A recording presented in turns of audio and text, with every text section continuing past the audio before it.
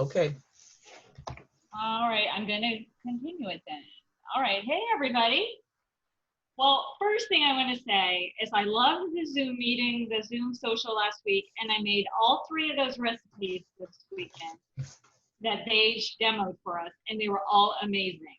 So I love the pineapple with the almond milk, all frozen and slushy. I love the roasted corn salad, or the grilled corn salad, and I actually was having grilled corn for dinner one night, and I just threw on an extra ear so I could have it for the salad, and I thought that was great. But my favorite, I have to say, was that rajma dish, and I had to go to 3 stores to find the rajma masala, but I found it finally, and it was amazing. So I have a whole big box of it in case any of you want to try it. I'll share. But what I loved about it was that I often try to make Thai food or Chinese food or Indian food, and like it tastes good, but it doesn't taste like you get at a restaurant. And I felt like that one tasted and smelled like you would get at a restaurant. And I loved it. And also, my husband even loved it, so that was a good sign. And I just thought how lucky we are to have people teaching us about dishes like that who make them regularly in their culture, and they can teach us how to do it that way too. So I really appreciated that. And I'm not sure if she's on the slides today or on the talk, but thank you very much for that. So today I'm talking about greens. So we're going green. This was actually going to be my March talk, and we had to cancel everything. But I've tweaked it a teeny bit because I know Carrie talked about calcium in the last week or 2. So I wanted to, greens are an excellent source of calcium. So I'm also doing a little takeoff on calcium while I'm chatting about it. And then at the end, I'm going to make a little pesto, because pesto, of course, uses greens, and it doesn't have to use basil, even though I do admit that's my favorite. But you can use a wide variety. So I have a template, sort of a pesto template, if you will, that I'll share with Linda to share with you. And then you can substitute whatever green you want, whatever nut you want. You can make it into whatever you would like it to be. So we'll do that at the end when I stop sharing my screen. Okay, so I'm going to move on. We're talking about green. So here we go. I first of all called this 50 Shades of Green, and then I thought, well, maybe that's too bad. I shouldn't say that. So, but there are a lot of different shades of green. So I know you thought she's talking about greens. She's talking about like leafy greens. And that's what I spend most of my time on, I admit. But then there's also green foods, which are very helpful. Then there's also saving green, like saving our money. Then there's also going green for the environment. And then there's also kind of being green, like I'm inexperienced at this. I'm not quite sure what to do. So hopefully we'll get some ideas today that I feel a lot of them will kind of pick up from where we talked about batch cooking too, that you can use if you're kind of new to all of this or new to green. And I will tell you, I was not raised on green. I was raised on frozen spinach. And I think that was the only green I ever had, besides iceberg lettuce. It wasn't in our family or our culture. So I never had greens. Now I can't go a day without my greens, but hopefully you'll be wanting to try a few. So my first thing is I got a little quiz.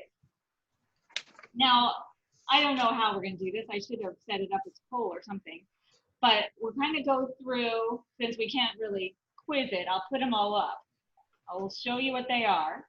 So our number 1 there is kohlrabi. Now, a few of these greens are somewhat amazing because they're 2 vegetables in one.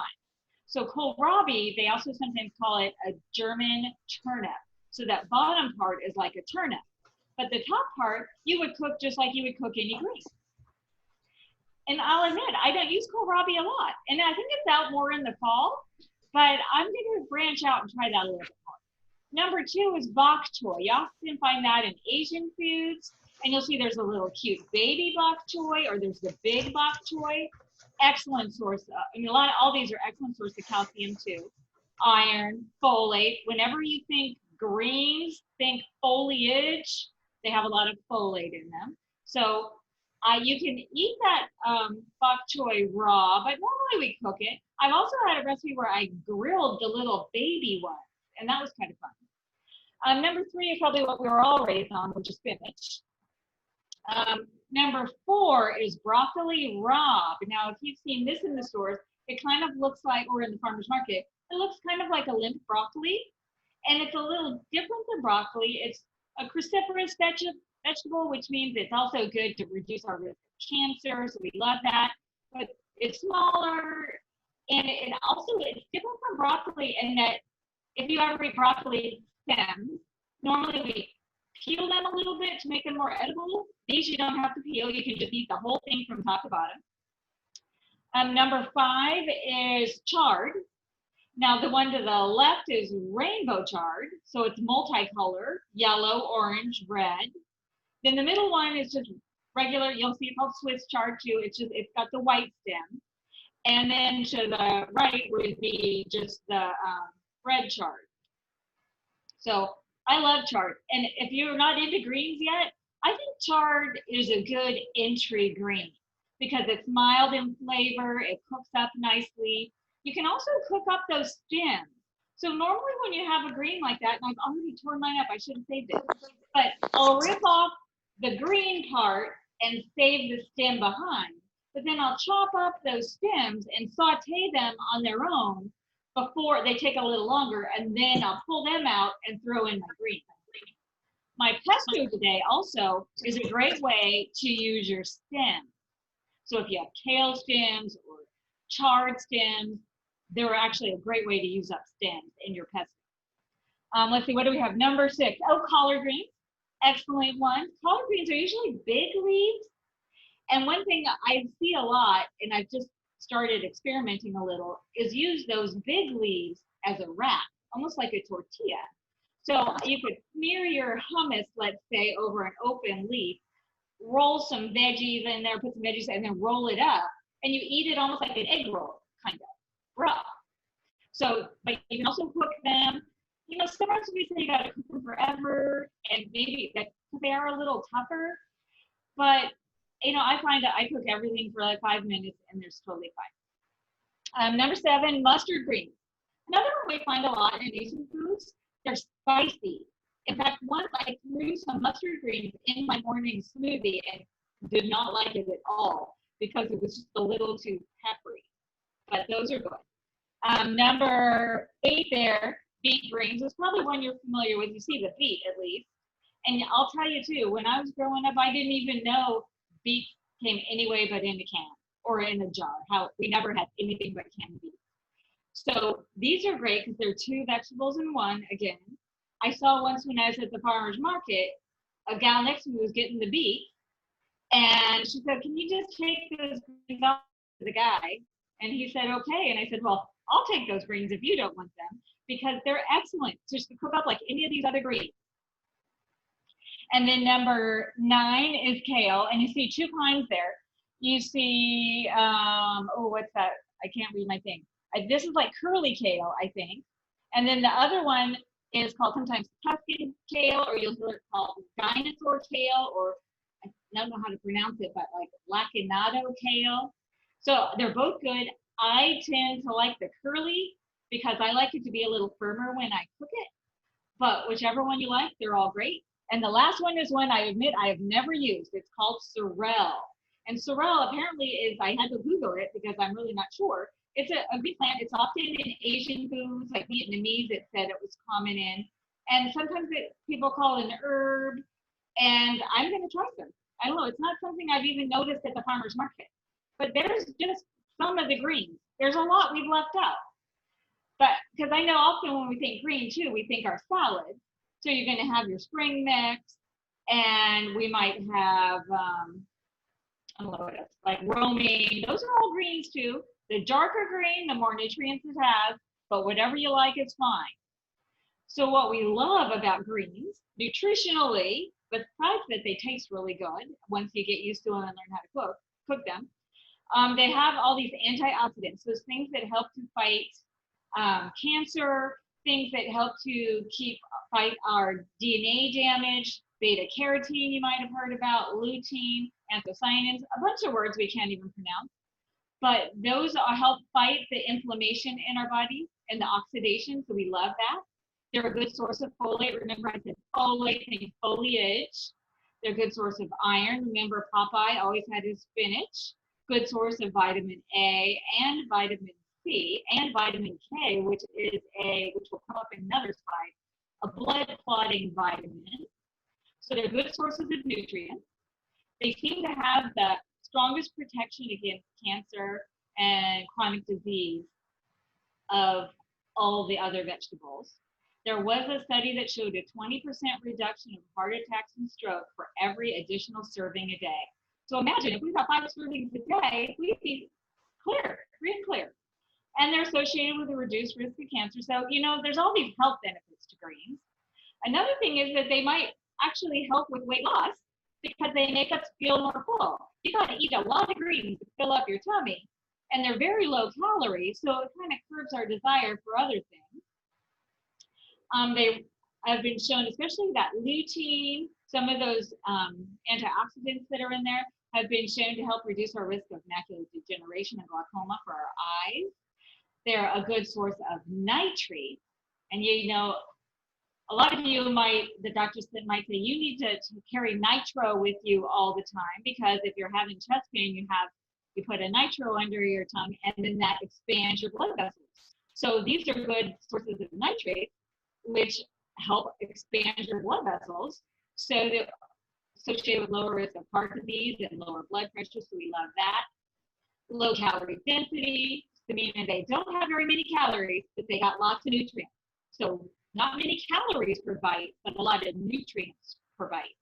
Now also it's been shown that these nutrients that they have in them, these phytochemicals, you know, if you have a little healthy fat along with it, that helps us absorb it better. So what I'm talking about is some nuts or seeds that you might put on your salad, or a little avocado or some olives. So some healthy fat might help you absorb them a little bit better. And if that wasn't enough, they're also an awesome source of calcium. Dark greens are great. The darker, the better. So I'm not talking our iceberg lettuce or even our romaine. Not that those are bad. You know, I think romaine better than iceberg, but you know, as far as calcium, the darker, the better. But they have these things, dark greens have in them these things called oxalates. So the ones that have the highest oxalates I listed there are beet greens, our chard, our spinach, and our rhubarb greens, which wasn't even on the list. So that doesn't make them bad. It's just that the oxalates in them tend to block the absorption of calcium. So even though they have tons of calcium, we don't get it all.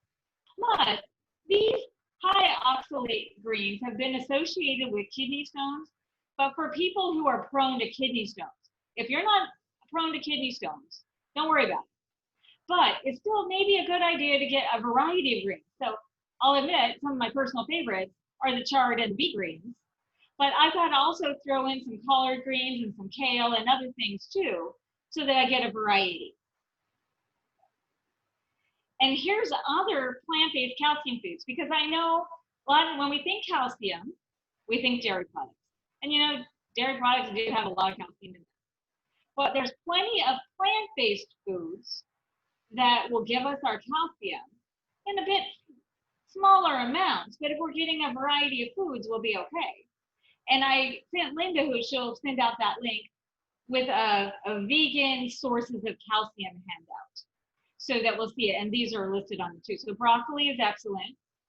Tofu, but only if it's set with calcium. You know, tofu is a soy bean that they coagulate, and it makes it into the soft cake.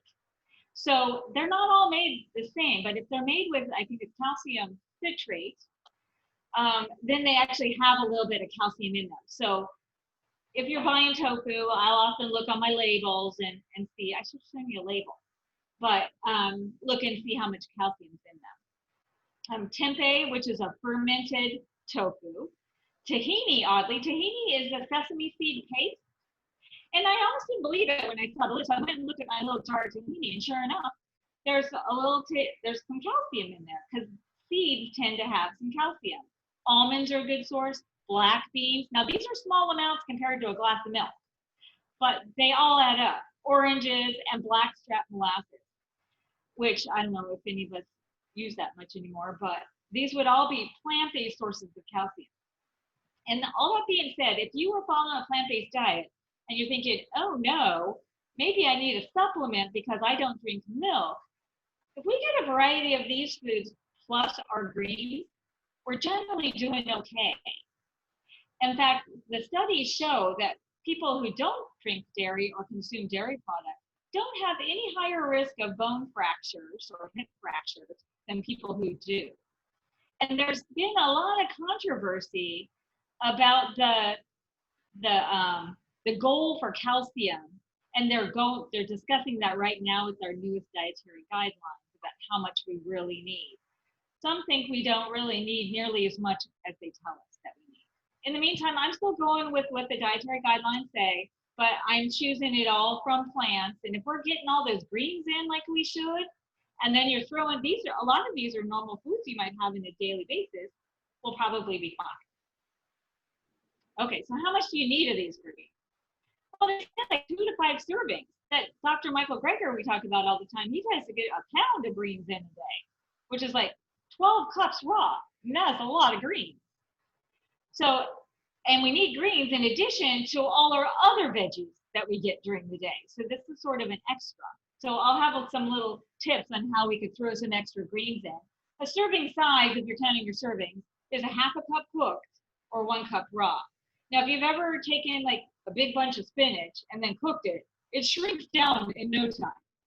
And most of them do. So that's why there's the difference in the servings. And, you know, I wouldn't worry about counting it all. We just want to enjoy greens every chance we can. I try to have something green at most meals. Now, I said I'd come back to this vitamin K issue because some of you are on a blood thinner for various reasons, Coumadin, warfarin.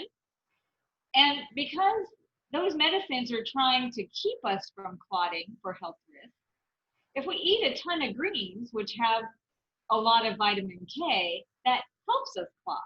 So here we've got 2 things opposing. You've got a medicine that you're paying for that's telling you not to clot, and then you're taking all these great veggies we just told you about that's making you clot.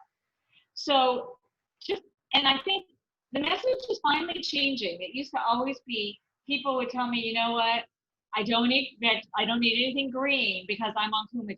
And sometimes I think it was just an excuse not to eat vegetables.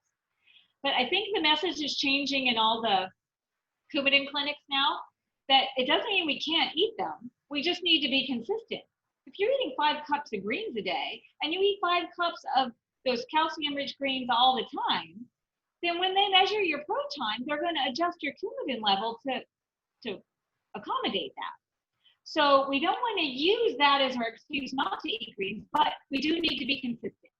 Otherwise, your protein is going to change. And if you're not on Coumadin and have no idea about this protein thing, don't worry about it. But protein is just how they measure how fast you clot. And so if you're having a lot of greens, you might clot faster. So they might need to adjust your Coumadin a little. So we just need to be consistent. Like I try to aim for greens at every meal. So that's consistency. So you'll do, maybe I'm always going to have a green. If you're saying, I'll always have a green at dinner. Okay, that's consistency.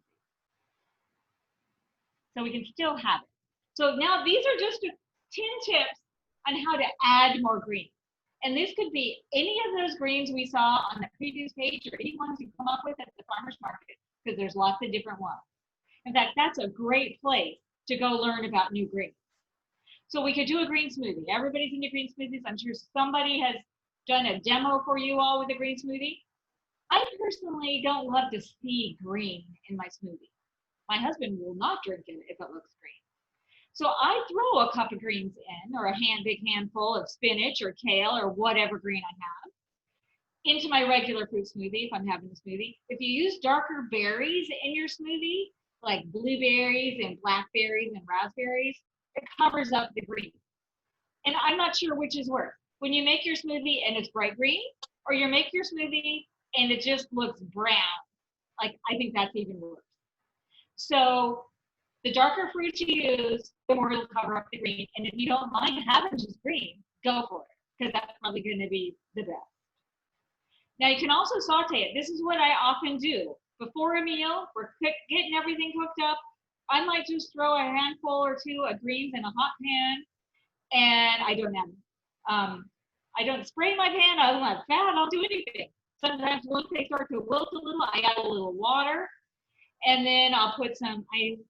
Sometimes I'll do the garlic, but usually I'll just do a little pepper. I'll do my little turmeric shaker that I have, and maybe squeeze some lemon or do some vinegar. I do love vinegar on mine. You know, I was born back east, and I don't know if this is a back east thing, but we always put vinegar on our broccoli. And I think greens are really good with vinegar too. So I do throw vinegar on a lot of things. And you know, I used to watch when she had a show, Rachel Ray, I don't know, she's a cooking chef. And she always said on your greens to put nutmeg. So sometimes I do put the nutmeg on it too. I think that's nice. Okay, you could add it, again, virtually these greens to anything, but you could add it to your quesadilla. And you might say, seriously, I don't eat cheese. What's going to go on my quesadilla? A quesadilla without cheese is just 2 tortillas. So I like to spread like white bean spread or hummus or whatever spread you got, and then chop up some greens and put that in my quesadilla before I cook it. So we could sneak it in that way. You could add it to soup, and you know, pretty much every soup we make could handle a few handfuls of greens. It would be totally fine, and we probably wouldn't even notice. You could even do it with canned soup. You do your homemade soup, your canned soup, and what I do now, like I have some leftover chili in the fridge for lunch, so I'm gonna just put some raw greens in a bowl, put that chili on top of it, and microwave it. So then that adds just more greens to it. In fact, that's exactly what I did too with my rajma that I made. I put a bunch of spinach in my bowl and served my rice and rajma. You could hide it, and for some people in your family that might be better, or even for you, you could hide it in spaghetti sauce. Just chop it all up real small. No one's gonna know in your sauce. You can use your jar sauce, you can do your homemade sauce. Again, you can mix it into chili, just like you would do soup. You can make pesto, and so I'm gonna talk about that in a bit. But in 5 minutes, and your handy dandy food processor or blender, you can make it. Now, the thing is, traditional pesto is basil, which I love. I admit it's my favorite. It's got Parmesan cheese in it, tons of oil, and garlic. And I will just admit to you now, when I first became vegan, because I've been vegetarian for like 20 years, and then I thought, okay, I'm going to be vegan after going to a conference and realizing that was really the most healthy way to go. And my first week, I had a jar of pesto. And I put pesto on everything. I thought, this vegan thing is so easy. And then I realized, and I should have known this, and I did, I just ignored it, I guess, that there's cheese in it and tons of oil. So I've learned to make new stuff. So we'll talk about that in a minute. Let's see. You could use those collards. Now, there's a great picture of the collard green. It's huge. So you can use that as a wrap. And you can even Google recipes that say, you know, collard green wraps. And you could cook them up, wrap them up almost like a spring roll. And they're great. Some recipes call for them just raw. Some call for them to heat it up just a little bit. I found that when I heat it up a little bit, it rolls better. Otherwise, it breaks. You could scramble it in your tofu, or if you're eating eggs or egg whites, you could scramble it in that. So that's a great way to get it in the morning. You could use it as your salad base. So you could take any greens, and you know, we often think, I gotta cook that green to eat it. And some of them are, I guess, taste a little bit better. But spinach and romaine and kale really aren't the only ones that you can eat raw. Like you can chop up your chard and eat that raw. You can chop up your collards and eat that raw. So you have to try them and determine your level of tolerance and taste. But if you take any dark green salad base, this here is an example. You throw some mandarin oranges or a can of those mandarins, some toasted pecan, maybe a few red onions, and do your balsamic. I always use that 3-2-1 balsamic I talked about the last time we talked together, which is 3 parts vinegar, 2 parts Dijon mustard, and 1 part maple syrup. Shake that up. Excellent on those. You could use, Linda actually suggested, I ended up not having the stuff for it, a spinach salad with some watermelon on it. Perfect this time of year with a little balsamic or vinegar. So those are some ways you can sneak your greens in. The secret is to just get them. You go to the store, and for my purposes, I've got to get them all cut up and ready to go. Otherwise, I won't do it. And so I have, in fact, here's my like chard, and it's all cleaned. I pulled off the stems, which I used actually in my baked pesto. And now I'm going to use those throughout the week. I just pull out a handful for my smoothie, for my sauteing before a meal, or put in a bowl. Okay, what's next here?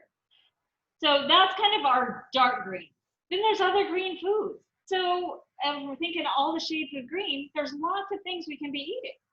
So we got to eat our colors. The more color, the better. The more color, the more antioxidants, nutrients, healthful things that are in our food.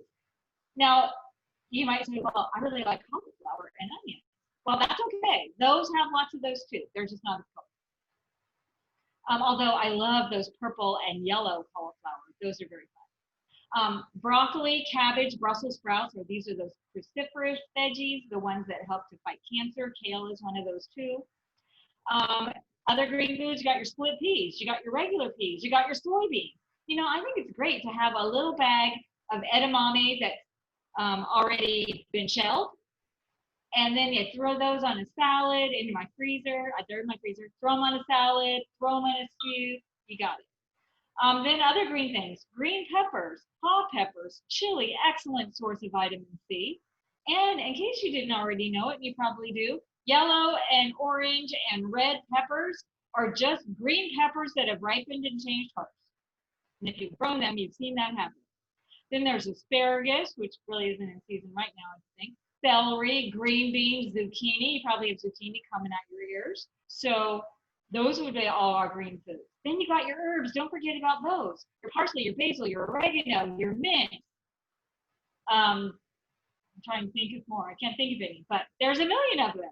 And you know, they are relatively easy to grow, although I'm not a good example of that right now, is all the ones I've grown, except for a very little bit of basil that died from the heat. But they're really, especially if you've got a nice little indoor spot with a window, you can grow some herbs. Avocados are green. And then I had to throw in, of course, there's green M&Ms, but those wouldn't be on the healthful list. Those would be on the fun list. And then also we want to think, well, I want to save green.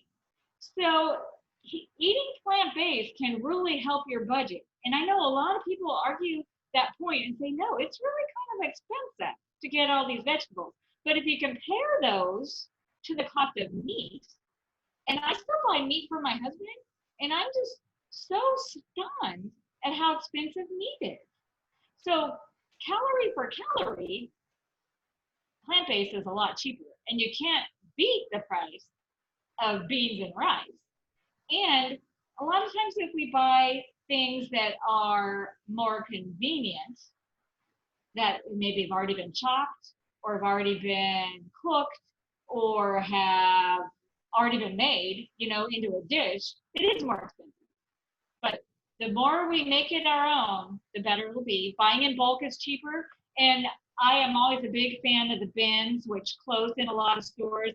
I'm really so excited that Winco, where I love to shop, have opened the bins. When you walk into Winco, they've got bins on the top that you just pull a handle down and put it in the back. And then they have a bunch of bins on the bottom, which frankly I was always a little leery of because little kids come and stick their hands in there. But those are open again, and you just save so much money when you buy bulk. Big box stores often have the best deals. You know, I don't know, I don't belong to Costco, but a lot of people do. Sometimes they'll have the best deals. To save green, to save your money, we really need to think about those planned overs, those batch cooking where you cook extra, because then you can cook extra, freeze it, or repurpose it into something else. So it'll last you a while. Cook more from scratch, because the more somebody else does the cooking for you, the more they're charging you for it. Farmers markets and CSAs, you know, you could argue sometimes this is a little more expensive, and I wouldn't argue with you. Sometimes CSAs is a community-supported agriculture. It's when you sign up for a subscription of a box of veggies. I can't think of a popular one now. I did them for a while. And they're usually, local farmers will have you sign up for it, and then they'll give you well, sell you a box of produce every week or every 2 weeks or once a month. Well, let me see something. I can't hear you, Karen. If it's you're trying to tell me a name of one. Farm Fresh to You, that's one. But they're great. I feel like they're a little expensive, but it helps out the farmers. And you know, I would have to say that was when I started really using greens, because they send you so many greens and you don't know what to do with them. So farmers market, you know, it depends. I think that one downtown on Sundays is probably one of the best priced ones. But any farmers market you go to, you know, it's great because you get to talk to the farmer. You're buying directly from that person. You're talk to them about what to do. They often let you taste. They tell you recipes. And if you go to the farmers market, I tend to go towards the end of the market because then they don't want to bring that stuff home. So it's just a little money saving tip there. What? Sorry, I keep hearing that. I'm not sure you're talking to me or not. So I'll just carry on. Limit those convenience foods, eat more at home, start a garden, even the smallest little thing. And this is called a website called PlantBased on a Budget. This is actually a local gal. Her name's like Tony Akamoto with an O. If you just go to her website, you'll see it. I bought her little book. She lives in Sacramento, and I knew that because I was listening to a podcast one day with her, and she said, yeah, I go to Winco. And I thought, oh, she must be local. But she's got some good ideas for saving money. And so I actually subscribed to her little blog that she sends out now and then. So I get a lot of ideas there. So there's a lot of different ways to save green. And this is going green for the planet. So this little chart is just a way of showing the yellow is after emissions. So things that are in the post-production of food, and the green is in the production. So it's the emissions into our environment, into our climate that occur as you're growing and then processing that food. So you can see on the left are the meats and cheese. Oddly, lamb is so huge, and beef. And then you move your way across, and my whole point on this is that the plants are way to the right. So they have very little impact on our environment and on emissions. And so when you go more plant-based, even just one day a week, which my next slide will show, you can have a big impact on our environment.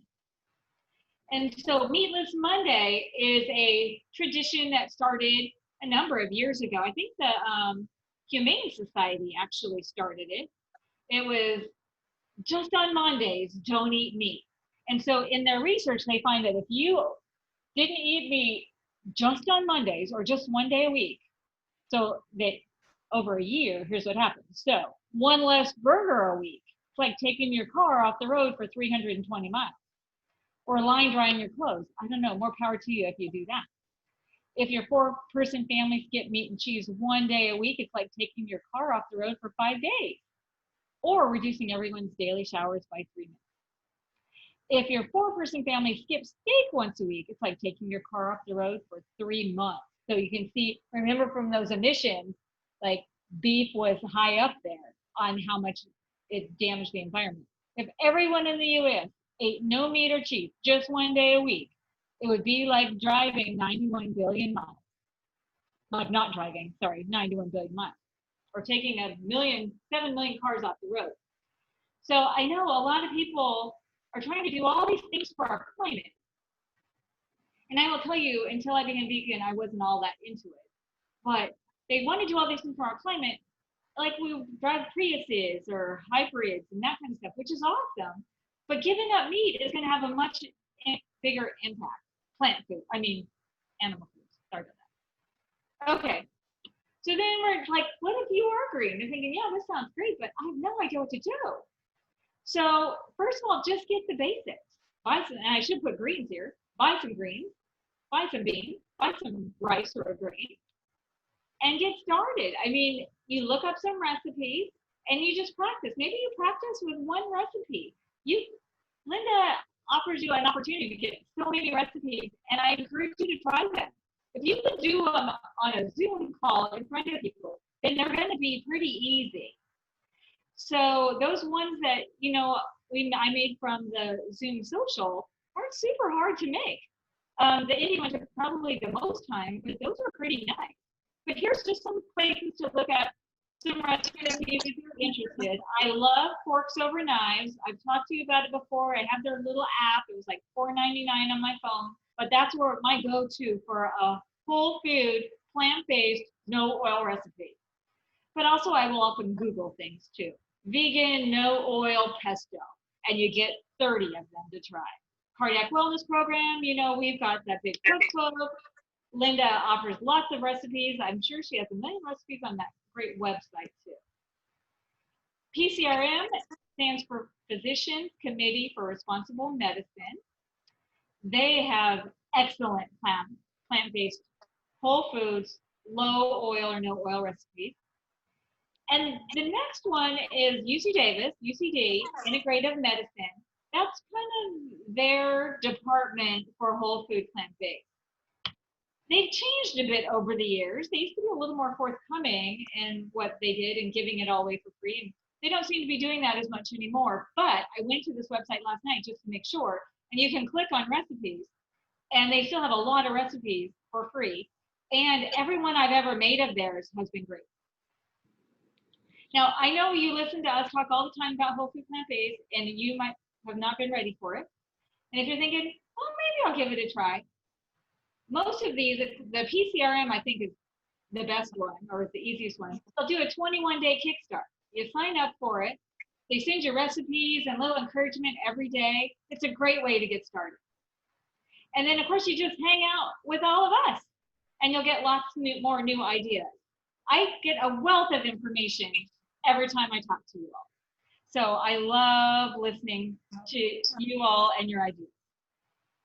So if you're green, just hang out here. So then I'm going to show you my greens pesto.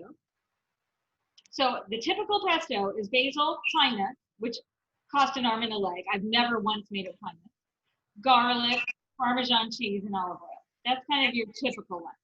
But the thing is, you could use any greens.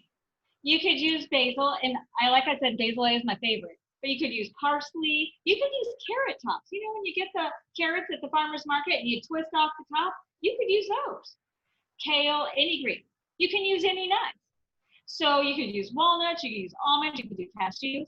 I made a little batch before we got started today, and I used cashews because last time we got together, I had soaked cashews for one of those recipes, and I hadn't used them all, so I threw them in the freezer. So I used those cashews. And the one I'm going to make next, I'm just using walnuts. You could use silken tofu for creaminess, because that's, of course, we love the whole creamy thing part of it. Nutritional yeast is for the cheesiness. And then you can use it on pretty much anything. You could put it on your hot pasta. You can have you made plandovers. So you cooked a bunch of extra pasta, so now you have some cold. You put it on there for a pasta salad. You could use it as a sandwich spread. You could spread it on, I thought of something else earlier. You could spread it on your toast. You could put spoonfuls in your soup. We were talking before we got started today that you freeze your extras. I have little ice cube trays that I freeze it in. So then when they're frozen, they're about 2 tablespoons worth per cube. And I throw them in a baggie, and then I pull them out and I throw them in a soup or throw out a few cubes. So they really last well. So I'm going to show you, I'm going to change in just a minute, and I'll show you, we'll make a batch. Okay, so going green, this is the bottom line. You can do it to get healthy. You can do it because it tastes good. You can do it to get healthy or to stay healthy. So there is a bit of a difference there. To feel better, to look better. It's because all the greens are doing all these good things inside you. To save the planet, to save money, and it can help you achieve your health goals. And I just forgot one thing I wanted to tell you about. I even wrote it down. I took a note. It seems like every time I talk, I throw out one more little Michael Greger thing from his How Not to Diet book. And he mentioned greens in helping with weight loss. Now, I mentioned that they fill you up. That's true. But he says that there's also, they contain these things called thylakoids, and they help resist our enzymes that help us digest food. So they bind to our fat digesters, which is called lipase. And so they kind of block or at least delay the absorption of fat. So that affects how full we feel. Because they delay it, we'll start to feel more full. And so that tells our brain, oh, we don't need to eat anymore. And then we eat less. So I thought that was kind of interesting. I want to see if there's any other little notes I wrote down here that I wanted to tell you about. No. Oh, one thing, sorry. The sorrel, I mean, it's a green plant herb, but they say it's kind of sour. So it actually, sorrel means sour in French, apparently. And so it tastes a bit sour. So there you go. You got my things on that. So I'm going to stop sharing my slide because I want to now show you how to make pesto. So I'm going to kind of rearrange here. Now I'm using my handy dandy food processor. I'm going to tilt this down a little so you'll see my processor. Okay, I'm thinking that works.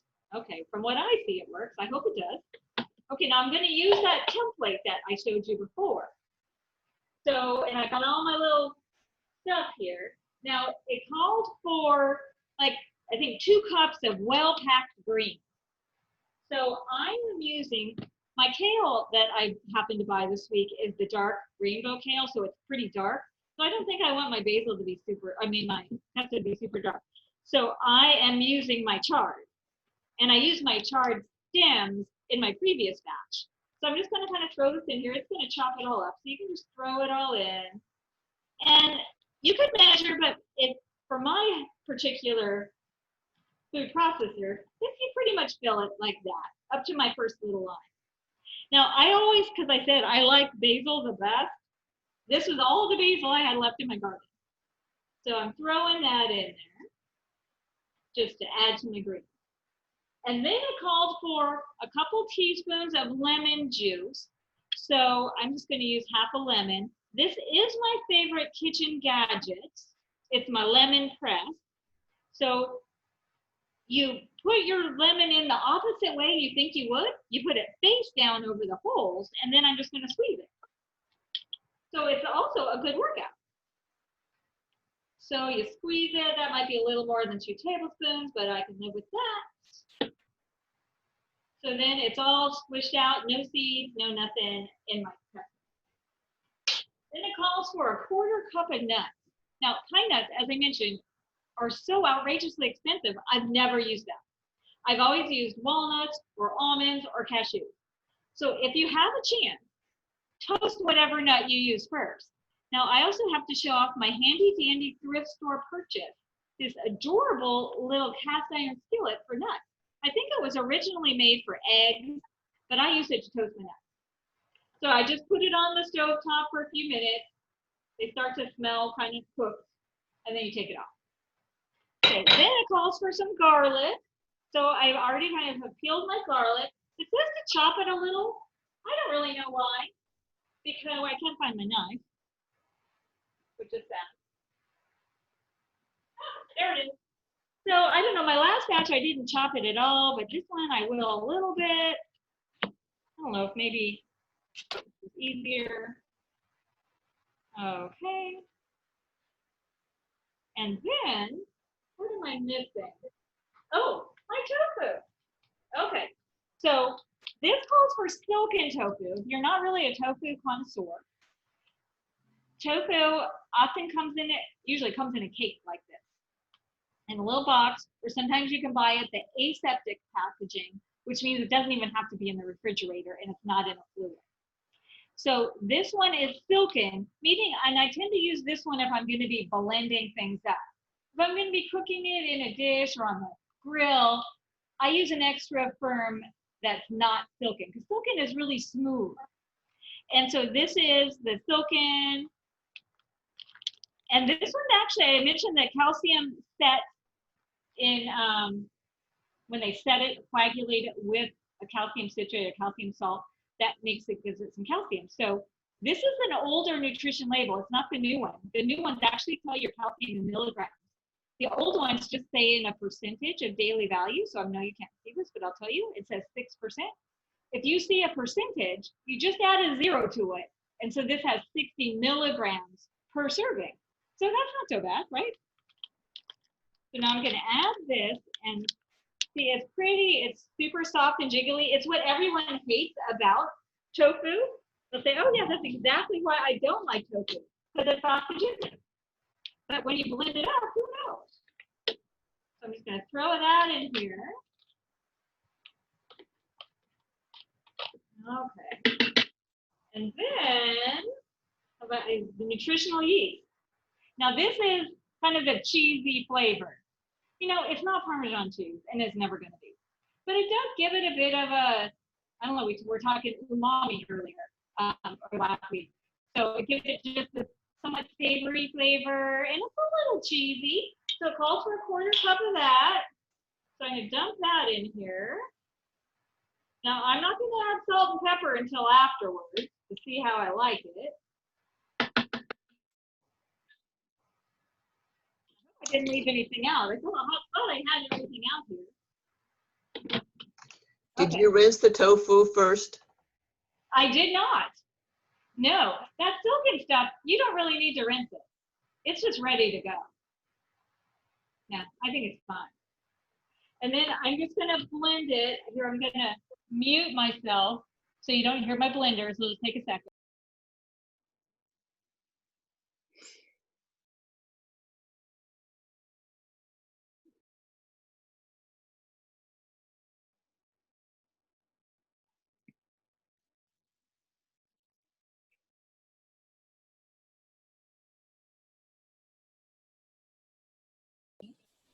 Okay, so usually you have to scrape it a little and do just one more, and then usually I'll taste it too and see like if it needs the salt and pepper or what have you. I'm gonna taste it because this one is a little different than my one I made earlier, because this one, the last one used cashews, this one uses walnuts. Oh, it needs to blend a lot more, and I feel like it needs some pepper, but it still tastes pretty good. And so I'm not going to blend it to spare you as I blend, but so here I made, this was the one I made earlier. So it made, this is how much it made. We're actually going camping this weekend, so I thought I'll bring some to make, we'll boil some pasta and put it on that, and then I'm going to freeze the rest. And then all this, I'm going to freeze too. So then we have pesto, which is kind of amazing. That needed, it's still kind of chewy. I'm still tasting some of my greens. I have to chew them. So it's gonna have to blend for a little bit more, but I want to spare you that. But that's it, that's all I got. I hope you get creative with your pesto. And maybe some of you have some other pesto ideas. I would love to hear them. Check the chat also. What? Look at the chat. John made a comment about rhubarb. Okay. Sorry, okay. Rhubarb greens are toxic. Well, then thank goodness we're not eating those, because they're not, are they really, no matter how you do them, even cooked? Yeah, this is classic mystery movie stuff. Is the villain, a female, makes a salad for her wealthy husband that includes oxalis and rhubarb leaves that look just like a decent salad, and the guy is dead by the morning. Oh my gosh, John, I had no idea. Thank you for saying that. Thank you. People didn't run out and go, oh my gosh, rhubarb green. So thank you for sharing that. Anything else deadly in there? Not in the other stuff. Okay, good. Some people will hate spinach and say it's the death of them, but This is true. And you know, you can do this with spinach too. You can just pick any green. To me, basil is the absolute best, but I don't always have enough basil, or it's expensive. And so and it's a good way to get some other greens in. And really, when I think about pesto, I love the garlic. So as long as you got lots of garlic in there, it's fine. the other greens thing to try, well, you've done it once, is the jingle of hots. The what? The jingle of hots, the flat Armenian. Oh with- my gosh. Yes. That's 12 or more greens stuffed in a Pop-Tart, essentially. That was so amazing. It was all these herbs and spices and so flavorful. I loved that. Thank you. I totally had forgotten about that. Gonna have to go dig out my recipe. Yeah. Once you've done it once, the second time is faster. Well, I think I told you it took me forever because I tried to peel all the stems off my spice, all those herbs, and you said you just threw them all in, stem and all. Yep. Yeah, so I'm going to do next time because that'll be a lot easier. So Debbie, you trust the chat again. So Karen, I found nutritional yeast in the Safeway with the Bob's Red Mill stuff. So it's in stores. Where do you get your nutritional yeast, Debbie? I get mine in the bins at Winco. But if the bins aren't open or you're not by a Winco, Sprouts carries them. And I think all the stores do. You're right. Bob's Red Mill sells it. That can just be kind of pricey. I don't know. This is like, $1.99 a pound or something if you get it in a bin. Linda, I've given up on Traders because they're out every time I ask for it. But I was in Safeway on Sunday. Now, I guess I was looking in the baking section. Is that Bob's Red Mill somewhere else in the store? It is in I don't know, I always get in the bin, so I feel like it's in the aisle where the grains are, or the cereal grains. I don't know. Where does it? I found it in spaghetti, where the spaghetti and noodles and stuff Okay. are across the way. At least at Sprouts, that's where it is. They have the whole Okay. variety of Red Mill. All right. Thank you. Thank you. Safeway has it at the end of the aisle that has the flour and stuff. They have a whole Okay. Bob's Red Mill section. Okay, so like the baking aisle. Yeah. Okay. Huh. Never buy it in the aisle. So all right, good. You got your choice of baking area or pasta area. There you go. Right. Okay.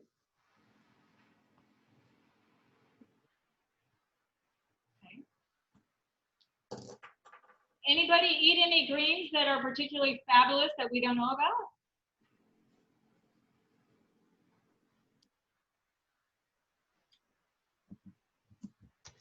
So John, was that the same pesto recipe as what you made earlier this summer?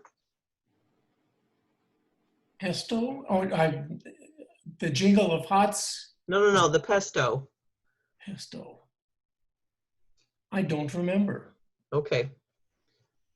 Uh, All right, Debbie, you're gonna send me the recipe and then I'm we sending compare. it to you, and I'm just Yeah. telling someone else that. Yeah, I just typed up that template, and so I'm sending it to you.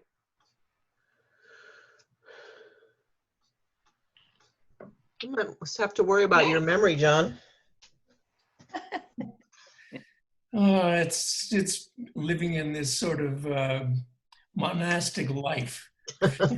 Yeah, you're right. Don't fail me now. Thank you, Debbie. This was great. Thank you. Super fun. I hope we go out there and enjoy our greens. It's not something I was born to do, so it takes some time. But once you get used to them, it's easier. What's Always good also to see really your cool is that you presentation. now grow your own, because years ago you had a hard time with that. I know, Linda. You should actually see my little garden. Yeah. Good. It's nothing to write home about, but there's stuff in it. Yeah. Well, good for you. Thank you, Debbie. Okay, thanks everybody. It's good to see you all, Good to hear see you you, Deb. all, talk to you all. Bye. Thank you. Have fun camping. Hey, thank you.